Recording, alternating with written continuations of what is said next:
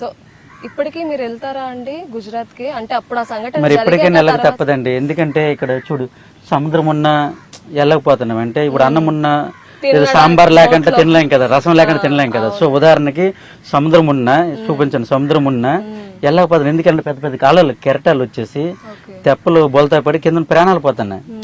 అందుకంటే ఇక్కడ జట్టీలు ఉన్నాం అనుకో అలలు రావు. డైలీ ఇక్కడే ఉంటారు మత్స్యకారులు కానీ వలసలు కంటే ఎవరు వెళ్ళరు. అంటే గుజరాత్లో ఏంటంటే ప్రతి 15-20 కిలోమీటర్ల జట్టు ఉంది, చిన్నది పెద్దది ఉన్నది. ఇక్కడ లేదు. ఈ ఆంధ్రప్రదేశ్లో ఎందుకు లేదు నాకు అర్థం కావట్లేదు. గుజరాత్ అది మన భారతదేశమే కదా, మరి అక్కడ సీఎంల మనుషులే కదా, ప్రధాని నరేంద్ర మోడీ కదా, అక్కడ జట్టీలు ఉన్నాయి. మన ఆంధ్రప్రదేశ్లో ఎందుకు నాకు జట్టీలు కట్టట్లేదు నాకు అర్థం కావట్లేదు. ఆ జట్టీల ద్వారా గవర్నమెంట్ కూడా ఆదాయం వస్తుంది.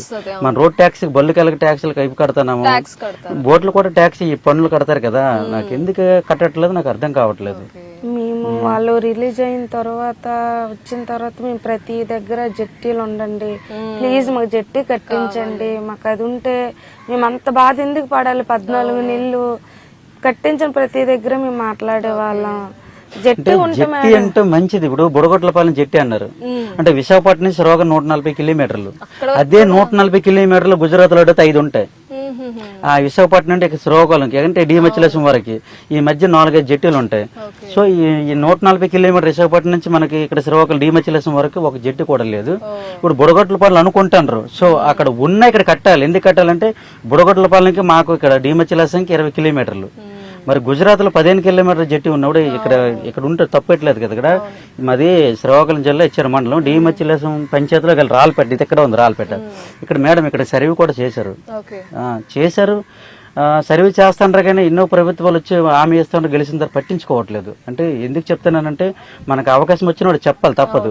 ఆ గల్లీ నుండి ఢిల్లీ వరకు, అప్పటి నుండి పాకిస్తాన్ రిలీజ్ అయిన వరకు, ఇప్పుడు సినిమా తీసి రిలీజ్ అయిన వరకు నేను అదే మాట చెప్తాను. నా ఒకరి కోసం కాదు, అందరి కోసం.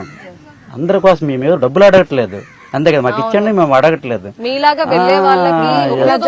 పడాలి, జరగకూడదు, వలసలు వెళ్ళిపోవడం, అక్కడ చనిపోతే బోడలు కూడా ఇక్కడ పంపించిపోవడం, ఈ కుటుంబం మొత్తం ఏడుపులతో ఎక్కడ పొరగెట్టడం, నేను పోయినవన్నీ చూస్తుంటే గుండె తడెక్కమంటుంది నిజంగా మానవత్వంతో.